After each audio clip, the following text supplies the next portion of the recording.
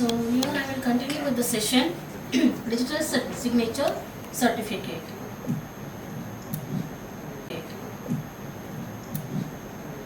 So in this agenda we will be talking about digital signature certificate, certifying authority and CCA, about the certificates and the standards for implementing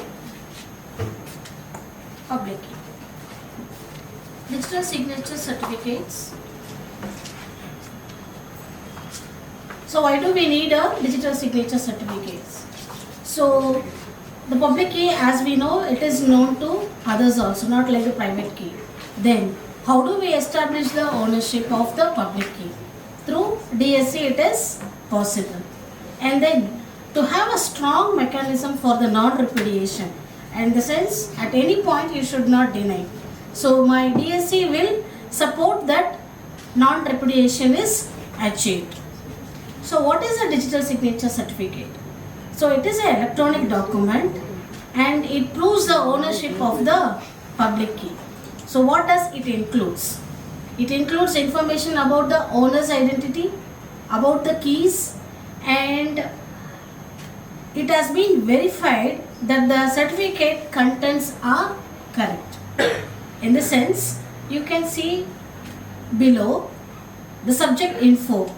It says, suppose a DSC has to be issued to a person, say my colleague Anu, I say name is Anu, and to which department he belongs. I say cyber security, and it gives the certificate info. Every certificate will have a serial number, and then it will have a expiry date. Okay, in the sense, this sign, this DSC can be used from a certain period, say for 2 years or 3 years. So what happens? And then you sign it, you will get the digital signature certificate. So it is like a normal our 10th standard certificate, right? I have some informations and that is certified by someone, right? Same thing here, I have the information, the name, and here what happens, the department comes into picture. Sir was asking in the morning, right, why don't my designation be embedded into that? You can. If you are getting it from the organization, they will add the designation part also, department part also. So, and then every certificate will have a serial number. So, for 10th standard student, I am giving the certificate. Everything will have some certificate number. Similarly, here also we have a certificate number. But that is valid for lifelong. But coming upon to here we have an expiry date. So maybe 2 or 3 years. Okay. So what is the format? We use the standard for PKI X.509. This gives the digital certificate format, CRL, certificate path for validation, and distinguished name. Currently we are in the version 3. So I don't know how far it is clear, but let me explain. So here is the issued to whom. The name is there, Anup Kumar Pandey, and issued by. Who has issued this? E-Mudra. And this is valid from which year to which year. Within that period, you can sign the documents digitally. And coming upon to this side, what algorithm I have used for creating this, and who is issued, from valid from which date to which date, and the public key is using how many bits. It is using 2048 and the algorithm is RSA. So all these informations will be there in your DSC. This is a sample certificate. Okay, now coming upon to, we saw this has been issued by the CA. So now coming upon to, who is the CA? CA is the trusted third party who can issue the digital signature certificate. So from tomorrow onwards, I don't want my signature to be handwritten. Okay, I want to go with digital signing. So to whom I should approach? I can approach this third party, trusted third party, who is nothing but the CA. So they are the important component of our PKI infrastructure. So what is the responsibility of the CAs? When I go to the CA and ask for a DSC, they have to verify the credentials of the person requesting for the certificate. Okay, CA has another component called RA, that is Registration Authority. Registration Authority, what they do? They check the credentials, and once everything is verified, they give it to the CA. What CA will do? They will issue the DSC. They are the certifying authority. So request is has been done to the RA, Registration Authority, and once approved from them, I mean verifications, everything is done properly, then what happens? They will send it to the request will be sent to the CA.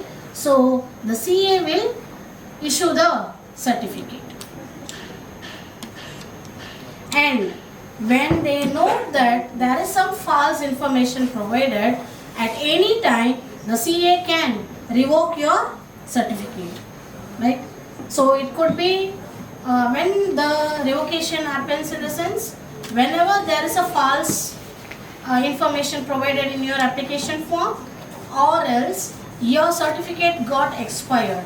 In both the cases, what happens? The CA can revoke the certificate, and all the revoked certificates will be placed in the CRL. CRL is nothing but certificate revocation list. So they have a periodic time, and in that they will keep on generating the revoked certificates, and that will be there in a list. Whenever we are signing, the sign will be checked with the CRL. If it doesn't match, then you can sign, your signature is valid. If it matches, then your signature becomes invalid. Okay. Next, to the higher level, we have the CCA. That's what morning we had a talk with the government sir, right? Okay. So certifying the public keys of the CA. CA is there. CA should be, I said, he is not just a third party, right? I say here, trusted third party. How he became trusted? Because my CCA has signed his own public key. So that I say the CA is now trusted. So CCA is at the root level. Okay, he is at the topmost level, and he is saying this particular CA I am signing, so you can trust it, and if he issues a DSC, that is a valid one. So underlying down, they have a standards to be maintained by the certifying authority. So they do maintain some standards. Just like that, anyone cannot become a standard unless otherwise they have the proper infrastructures, and they should exercise all the, and CA's operations will be monitored by the CCA. So this is the hierarchy. At the top we have the CCA, we call that as RCA, Root Certifying Authority of India. And under that they have, because all we people can't directly go to RCAI, right? That becomes very big burden to them.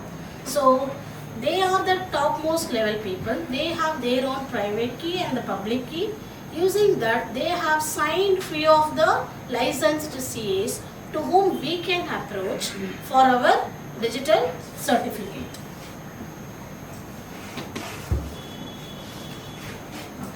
So this becomes the hierarchy level. At the top I have the CCA India, and then I have eMudra, he is one of the CA.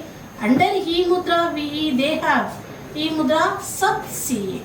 Okay, under that they issue the certificate for the individual. This is the certificate chain, trust hierarchy. Okay, how the certificate issuance process goes. So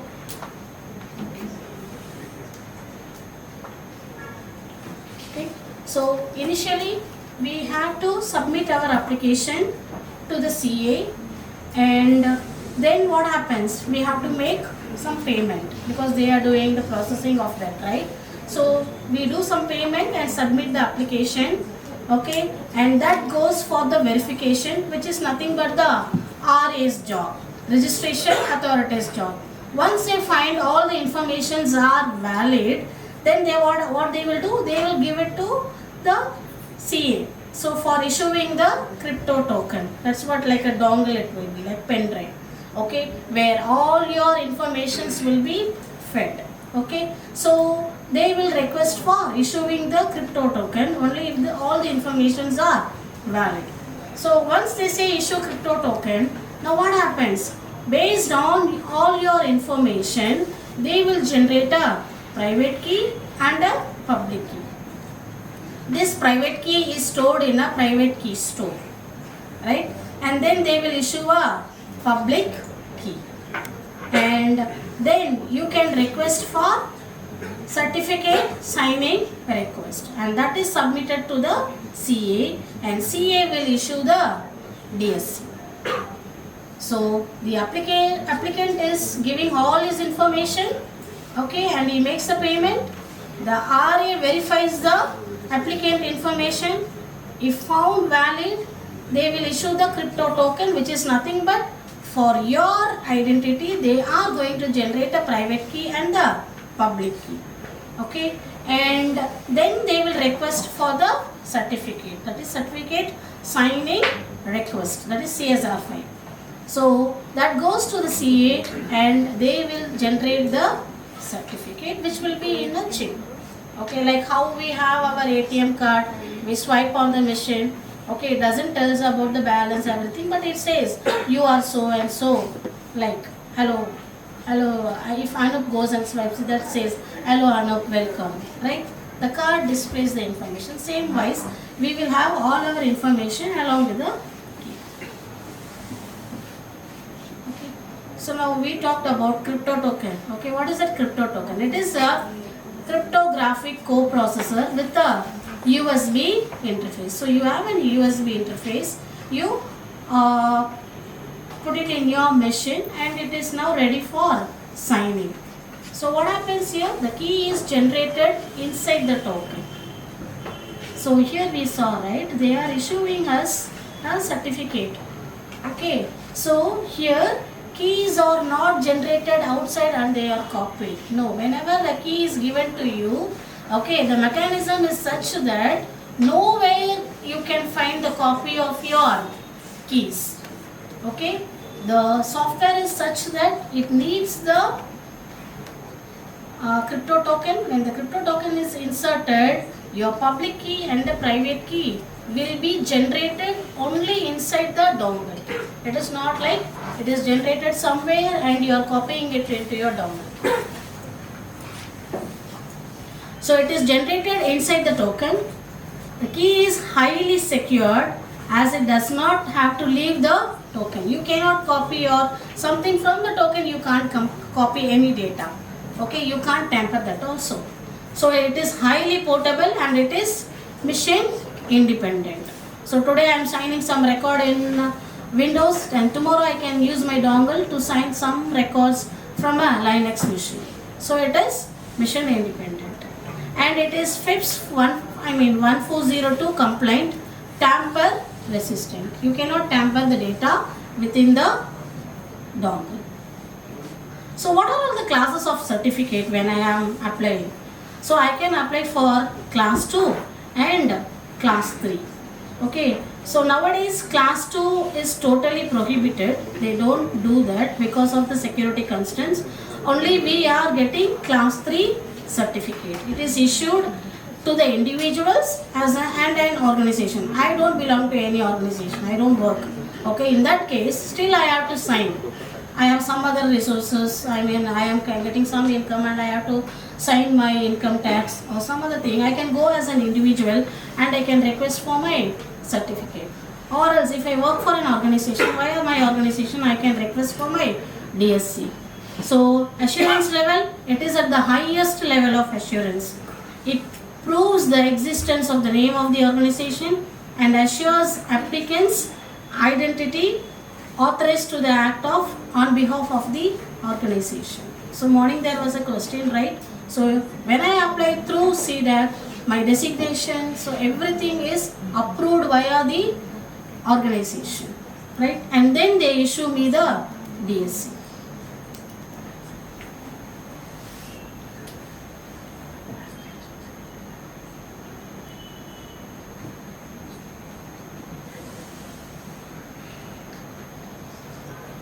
Okay. So the other one is eKYC, know your customer details.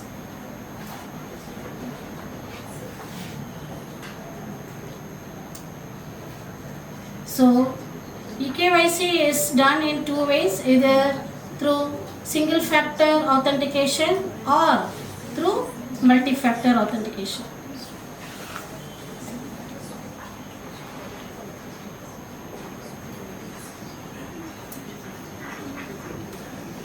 So Aadhaar authentication with OTP is a single factor, and you can have multi-factor with password, OTP and biometric also.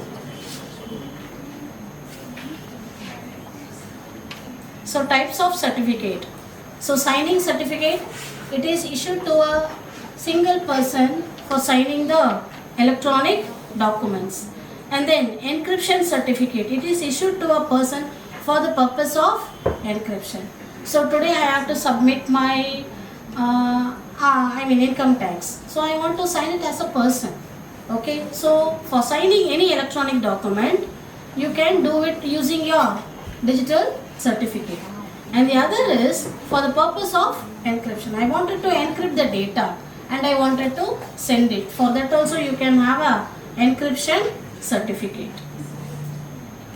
So certificate life cycle management.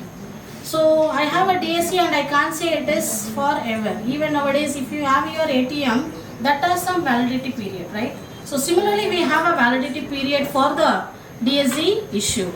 So typically it could be for 2 years. After that it gets invalid. So you have to make a request again, and for your a new DSC will be issued to you. So in between, if I have to change my keys, as I said, I want my designation is changed, or else I am leaving one organization and I am joining another organization. So if there's some rekeying is happening, then also you are going to change. So at that time also, what happens? A new key will be issued. Use until revocation. So sometimes I see that for that also you have a pin. Okay, DSC I put it into my machine. It's not like directly I can sign my document. Okay, it will ask for a pin. When that pin is compromised, again what happens? It will be revoked. So once the certificate is revoked, it goes to the certificate revocation list. So what it will have? It will have the serial numbers of the certificates that has been revoked. So why it has been revoked? Either the keys is compromised, okay, or else CA sees that some of the information you have given while submitting the document are false. So who will maintain the CRL? CA will maintain the CRL for the digital certificate he or she has issued. So which CA is providing the certificate, they will maintain the CRL. That's why the CCA on the top will monitor all the infrastructure, everything is available with the CA, then only they will license that CA. Okay. So how frequently the CRL is updated? Generally twice a day, or else it depends upon the CA's policy. Okay, is there any automated system in place for accessing the CRL? Yes, there is online certificate status protocol. So whenever you want to see whether a particular certificate is valid or not, you can access it online and you can see whether it is a valid or a invalid certificate. So how do you verify the certificate? Certificate verification methods. So verifying a certificate, it is carried out by the PKI enabled application. So what does it do? It will check the digital signature of the issuer who has issued the digital certificate, that is the CA, and the trust, PKI, public key verification till the root level. So e-mudra sub CA, e-mudra, and then on top you have your CCA. Okay, and the time of validity of the certificate and the revocation list, and in what format the data has been stored. Okay, so I am using, okay, digital signature has been given to me, DSC is there with me. Okay, now what I am going to do, they have put some data of mine along with some key information, and they have created a dongle and they are giving it to me. Hereafter you can sign it.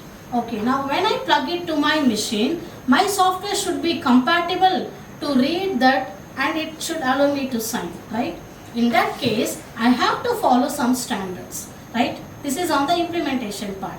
Okay, so one side encryption is happening, one side decryption is happening. So both the sides we have to follow some standard so that the communication of data happens. So the standard is, we have nearly 15 standards. Okay, so that is what PKCS, Public Key Cryptography Standards.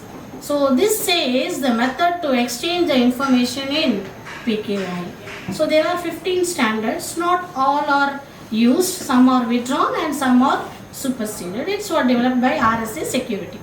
So why we need this? In the sense, when I am implementing, I should see that I can write a code on knowing the standards. I follow the standards and I write a code so that what happens? The end user can sign the data. So on the normal end, it's in hardware. How to communicate with the hardware and make my signature. So for that I have to follow the PKC standards.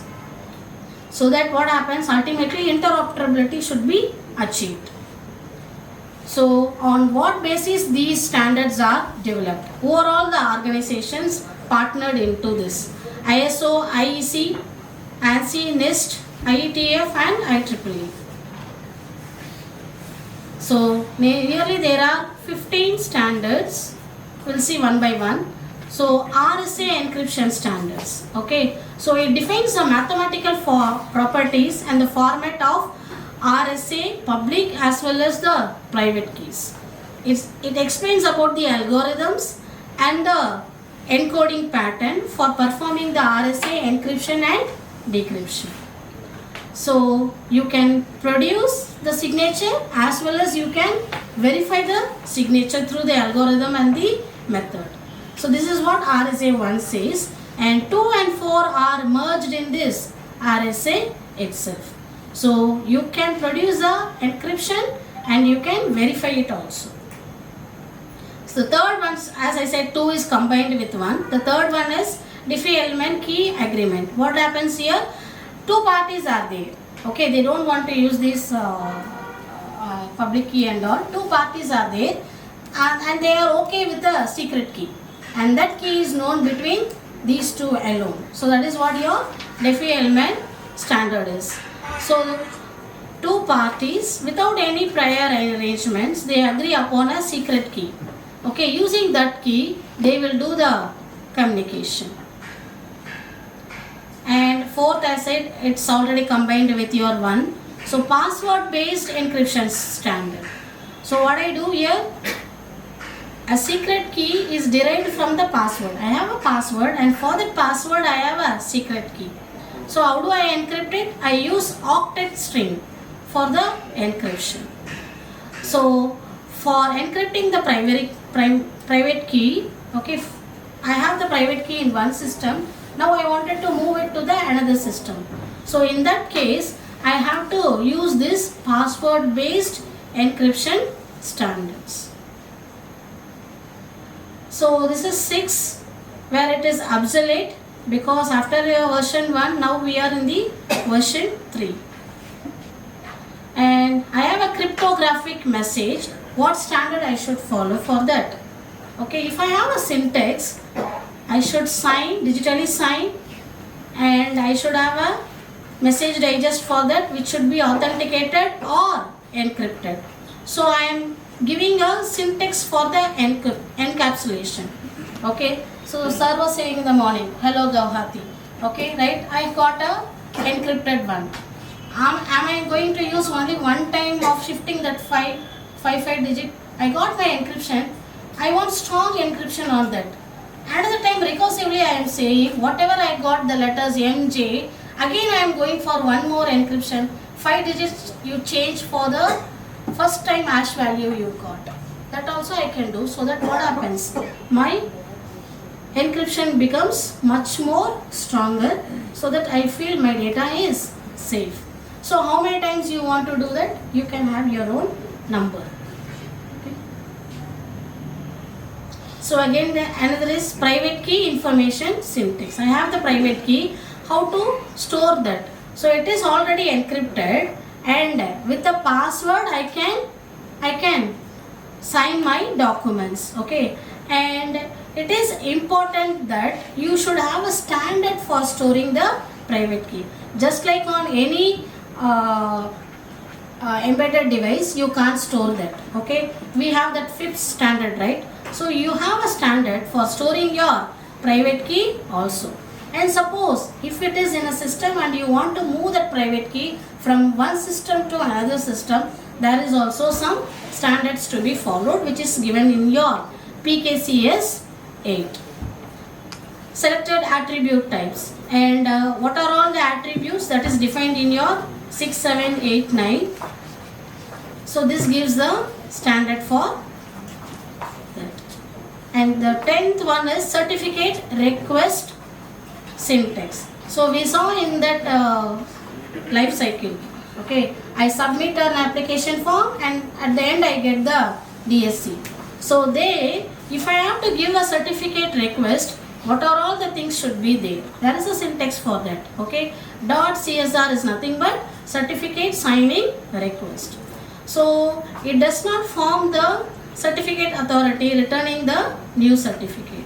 Okay, so a certificate request may have the name, it will have the public key and some optional arguments. So everything collectively it is sent for a request for the certification. Okay, once a request are sent to the CCA based on the X509 public key certificate, they will issue the certificate.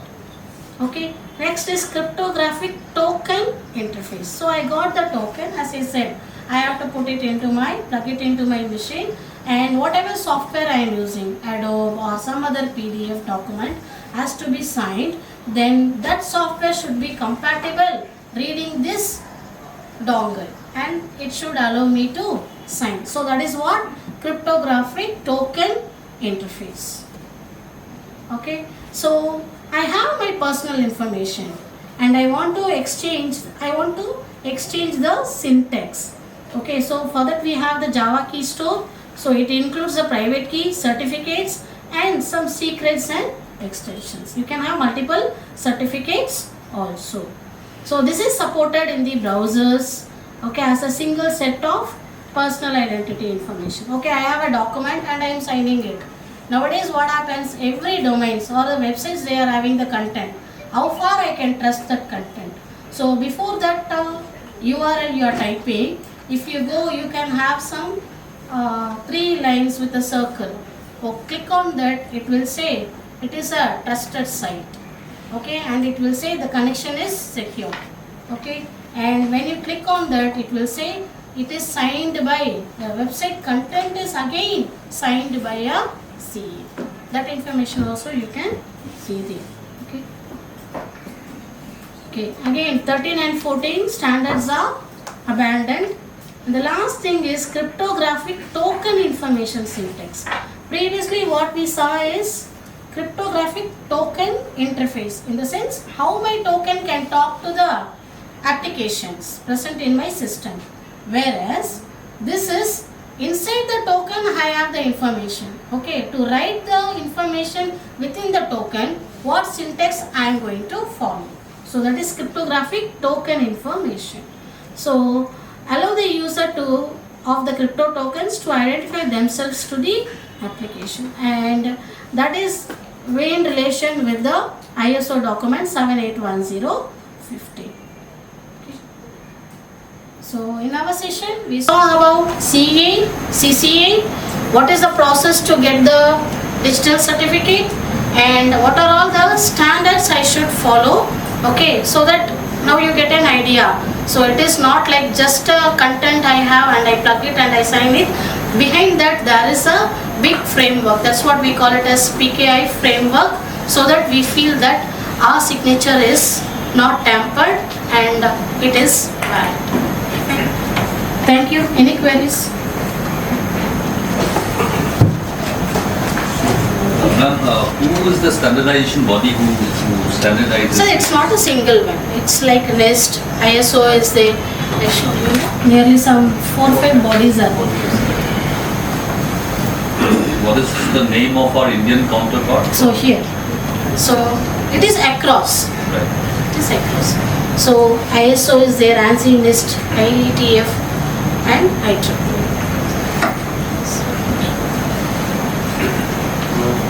For Indian signatures, it is a must that it has been certified via RCAI.